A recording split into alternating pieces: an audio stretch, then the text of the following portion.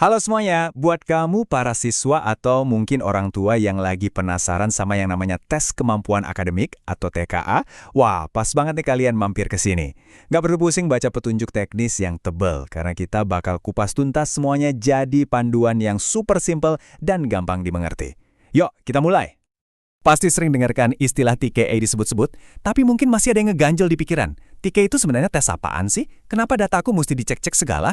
Terus abis aku klik tombol selesai ujian, apa yang terjadi selanjutnya? Tenang-tenang, semua pertanyaan itu bakal kita jawab satu persatu di sini. Oke, kita mulai dari yang paling dasar dulu. Apa itu TKA? Gampangnya gini, TKA itu ujian pakai komputer yang tujuannya buat mengukur sejauh mana pemahaman kamu di mata pelajaran tertentu.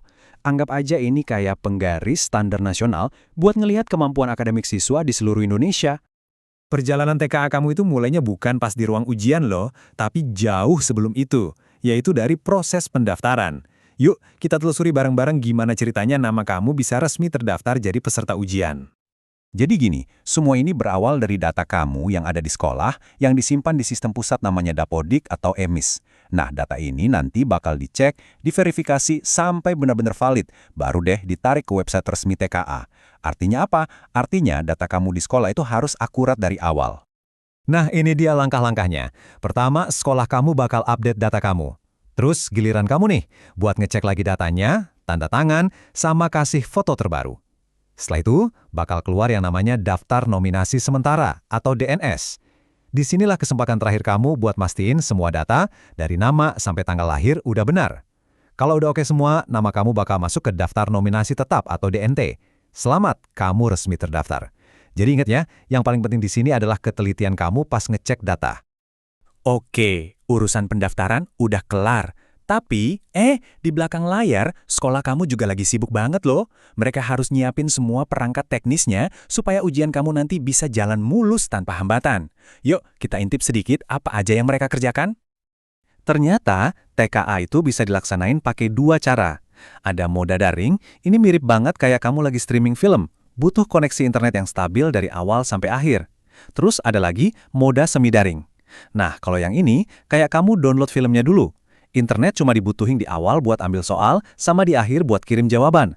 Selama ujian, semuanya jalan di jaringan lokal sekolah, jadi lebih aman dari gangguan sinyal. Nah, biar lebih kebayang, ini dia gambarnya.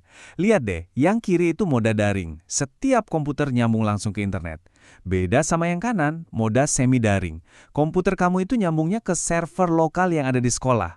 Cuma server sekolah itu aja yang butuh nyambung ke internet sesekali. Oke, daftar udah, teknis udah. Sekarang kita masuk ke tahap pemanasan.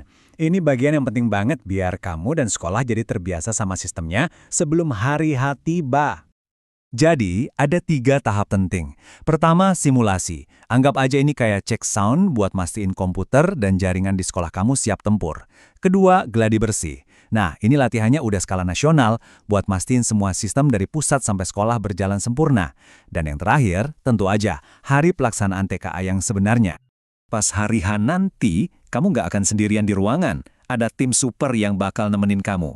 Ada proktor, dialah yang jadi operator aplikasi ujiannya. Ada teknisi, si jagoan komputer yang siap turun tangan kalau ada masalah sama perangkat atau jaringan. Terus ada pengawas yang tugasnya menjaga ujian tetap tenang dan jujur. Jadi kalau ada apa-apa, kamu udah tahu harus nanya ke siapa. Sesaat sebelum ujian dimulai, kamu bakal dikasih semacam kunci sakti. Namanya kartu login. Di dalamnya ada username sama password yang unik buat kamu doang. Anggap aja ini tiket masuk kamu ke arena ujian. Jadi, jangan sampai hilang atau ketukar ya.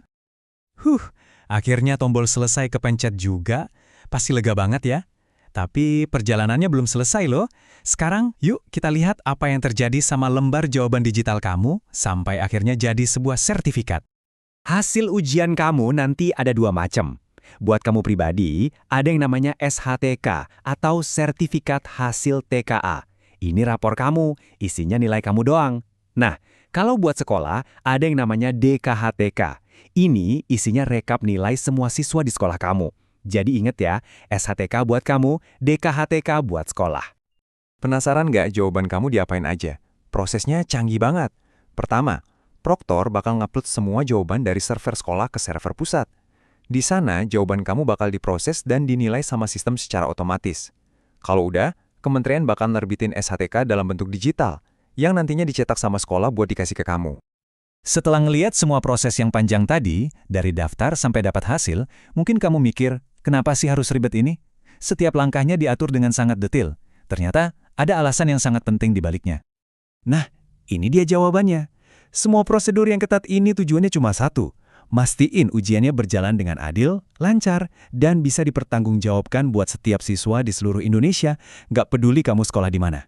Setiap langkah itu dirancang untuk menjaga hasil ujian kamu tetap jujur dan terpercaya. Pada akhirnya, TKI ini jadi salah satu alat penting dalam upaya besar Kementerian Pendidikan buat terus ningkatin kualitas pendidikan kita semua secara nasional. Gimana? Sekarang udah jauh lebih kebayangkan prosesnya dari A sampai Z? Semoga penjelasan ini bikin kamu jadi lebih tenang dan tentunya lebih siap. Ingat, persiapan terbaik itu bukan cuma belajar materinya, tapi juga paham alur main ujiannya. Jadi, sekarang pertanyaannya kembali ke kamu. Siapkah kamu untuk TKA? Semoga sukses ya!